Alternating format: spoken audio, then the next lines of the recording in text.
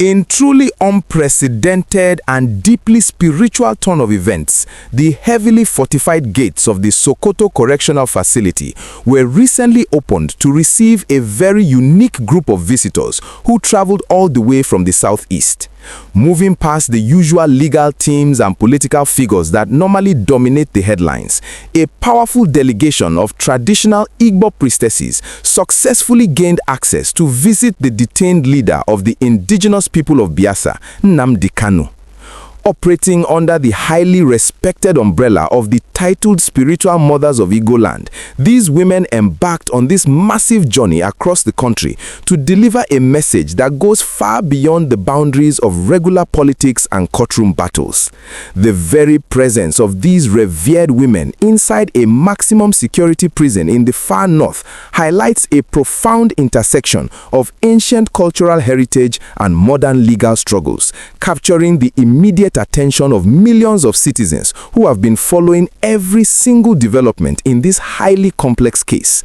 This was not just a regular courtesy call. It was described as a sacred and deeply purposeful mission carried out on behalf of the collective maternal, spiritual, and ancestral guardianship of the entire Igbo nation.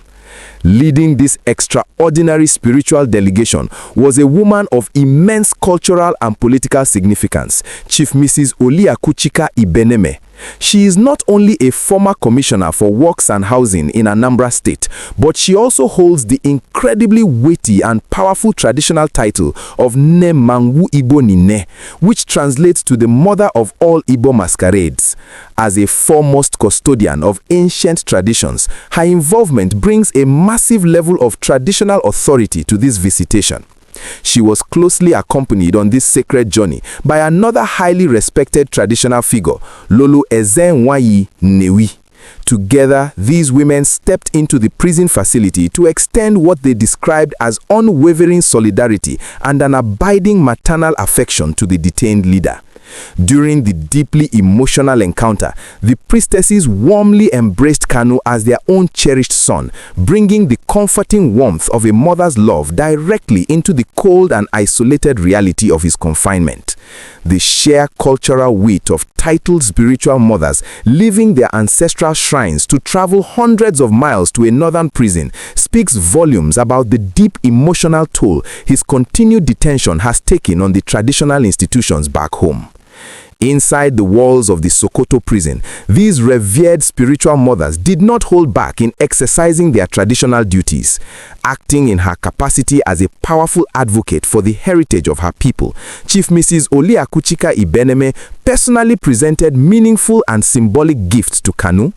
The priestesses then lifted their voices to offer very powerful prayers, actively invoking the blessings of the ancestors and reaffirming the profound, unbreakable motherly support of all Igbo mothers, including both the living and those who have peacefully joined the ancestors.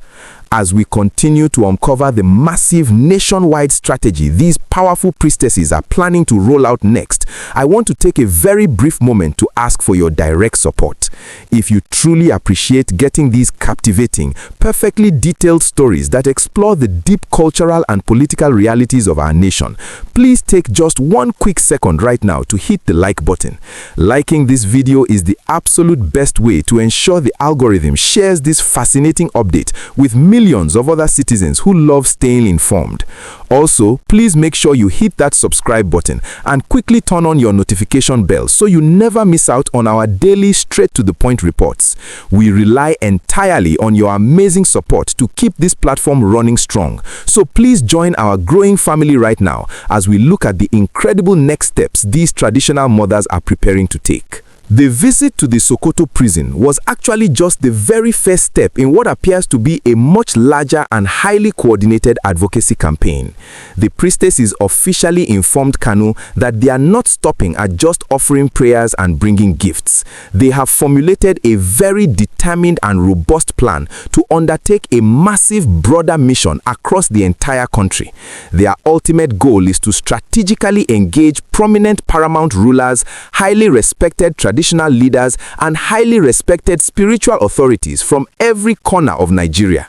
By stepping out of their regional boundaries and seeking the cooperation of other national leaders, these spiritual mothers are actively trying to foster deep cross-cultural dialogue.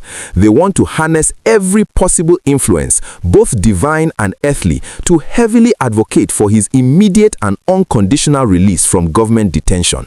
This move shows a brilliant transition from purely spiritual intercession to active real-world diplomatic engagement, proving that these traditional custodians are willing to use their high-ranking societal status to directly influence the outcome of this prolonged national crisis. Before concluding their historic mission, the spiritual mothers released a very passionate and deeply moving public statement addressed to the entire nation. Chief Mrs. Oliaku Chika Ibeneme sent out a powerful plea directly urging all sons and daughters of the land, along with all people of good conscience everywhere, to completely unite their voices. She asked the public to engage in fervent prayers, not just for his immediate freedom, but also for the continued strength and efficacy of the mother's ongoing intercessions. Her final words carried a heavy blessing, praying that the Creator would guide, protect, and completely uplift their son, the revered mothers, and the entire nation, while ultimately restoring justice, absolute equity, and lasting harmony to the land. This massive blend of spirituality, maternal love, and political advocacy opens up a very fascinating national discussion, and I really want to hear your personal perspective on this unique approach. Do you believe that the active involvement of these powerful traditional priestesses and their planned nationwide dialogue with other paramount rulers will finally create the right earthly and spiritual influence needed to secure Kanu's unconditional release? Or do you feel that his freedom will strictly depend on the final decisions made inside the courtroom? Please take a few moments to go down into the comment section and drop your honest, highly detailed thoughts, because your unique perspective is an incredibly vital part of this massive ongoing conversation.